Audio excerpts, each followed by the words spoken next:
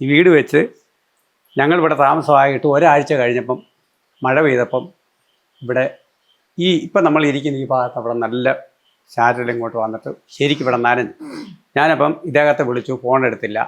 അദ്ദേഹത്തിൻ്റെ ഒരു എഞ്ചിനീയർ ഉണ്ടായിരുന്നു, മനോജ് എന്ന് പറയും. അദ്ദേഹത്തെ വിളിച്ചു, അദ്ദേഹം എടുത്തു. ഞാൻ ഒരാളെ അങ്ങോട്ട് വിടാമെന്ന് പറഞ്ഞു. മെയിൻ പണിക്കാരനായ സുധീർ എന്ന് പറഞ്ഞ ഒരാൾ, അത് താമസം തുടങ്ങി പിറ്റേ ആഴ്ച നടന്ന സംഭവമാണ്. ഇവിടെ വരികയും അയാൾ ഇവിടെ എല്ലാം അപ്പം കുറേ കാര്യങ്ങളെല്ലാം ഞാൻ കാണിച്ചു. മഴ പെയ്ത് ഈ തേപ്പൊക്കെ പയ്യെ പയ്യെ വിട്ടു പോകുന്നുണ്ടായിരുന്നു പുറകിൽ. അപ്പം അദ്ദേഹം പറഞ്ഞു മഴ പെയ്ത് ഇത് പിന്നെ പെയിൻറ്റിൻ്റെ ആയിരിക്കും എന്നാലും ചേട്ടാ ഞങ്ങൾ വന്നത് റെഡിയാക്കിക്കോളാം, ഞങ്ങൾക്ക് അടുത്തൊരു പണി ഇവിടെ ഉണ്ട്, അപ്പോഴത്തെ ഞങ്ങൾ ഇടയ്ക്ക് വന്ന് നോക്കാമെന്ന് പറഞ്ഞു. ഞാനത് കേട്ട് ഒന്നും മിണ്ടിയില്ല.